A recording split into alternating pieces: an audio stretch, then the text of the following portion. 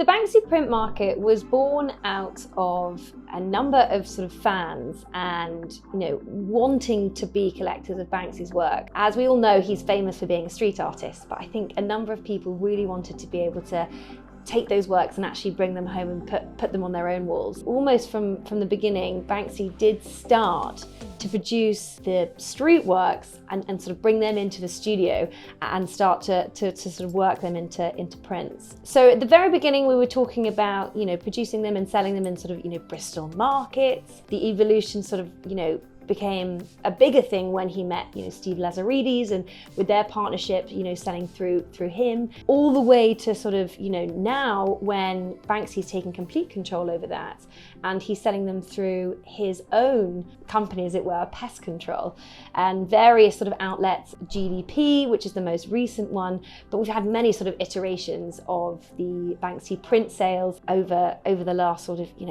20 years. The most iconic print that Banksy's probably ever produced is The Girl with Balloon. I think it's often been voted the sort of nation's favourite artwork. That piece was released around 2003, 2004. It was released as a signed edition of 150 and an unsigned edition of 600. And you probably won't believe me now, but the initial prices on release for a signed Girl with Balloon was just £150. Whereas now we've been seeing them sort of sell at auction and privately between sort of £300,000 to £400,000.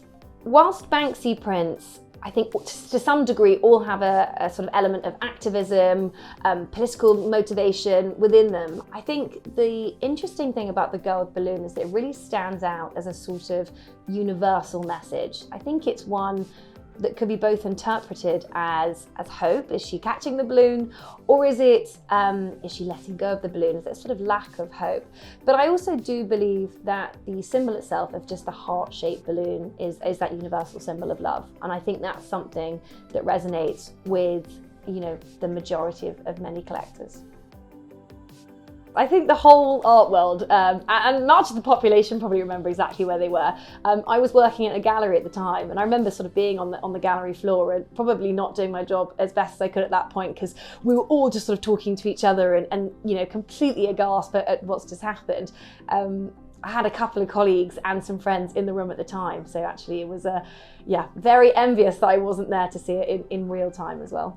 My initial thoughts, I think, were probably similar to those that were sort of in the room, which was sort of shock and kind of how could this happen?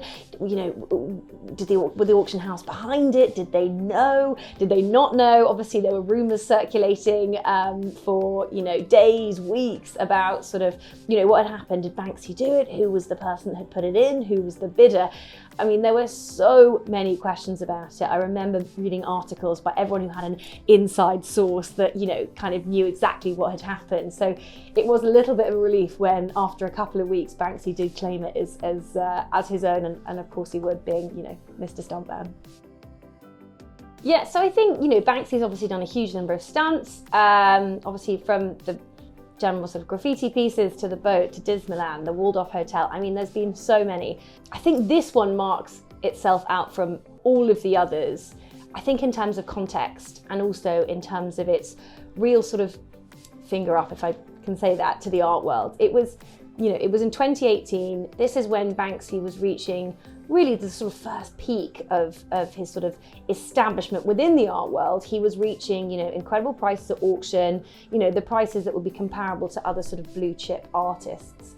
And I think at the time this was a piece of artwork that essentially shredded itself in front of a whole room of people. I mean, it in one way at the time, initially, that panic, when you can see the eyes in the room, the artwork was destroying itself. I mean, this has never happened before. And I think to do it at that moment where Banksy was where he was at that time is just the biggest sort of, kick in the face to the whole art establishment. And I think that's what really makes it so unique. I think it's really interesting to know what the impact of that sort of stunt was. And I think if you talk about it in the sort of seconds and minutes after, you can see these sort of, these sort of crazed and panicked eyes of people in the actual room at the time. And they probably thought, oh God, the impact is going to be, destroying the artwork to a value of 0 because it's completely, ruined. But actually what we can see now with hindsight is that the impact not only was incredible for the artwork, but it was sort of positive in all ways. You know, the piece went on to sell in 2021 at £18 million, so positive obviously for the growth of the artwork, but also incredibly positive for Banksy's PR, Sotheby's PR. I mean, it was a positive impact, I think, felt by everyone. I think we can actually correlate that stunt specifically to his market. I think it was just so many more eyes were looking at Banksy. I think so many people who perhaps might not have considered a Banksy beforehand or sort of, you know, might not have purchased one beforehand, had sort of seen this artist at work in this sort of major auction house. And I think not only gave him validation, incidentally, but also gave him that sort of hype. And again, that's just built around his sort of personality. And we see from then, you know, onwards through to the pandemic, these sort of meteoric rises in prices and demand for his work. So I think the question that a lot of people ask is, you know, will Banksy do something similar again? The simple answer is yes, he's a stuntman. I'm sure that he's going to do something again. But I think no, not in quite the same way, because he is a man or woman of, you know, trying new things. Everything is sort of seems to be bigger and better and louder and sort of more shocking. So, you know, just I guess we wait with bated breath to see what the next stunt's going to be.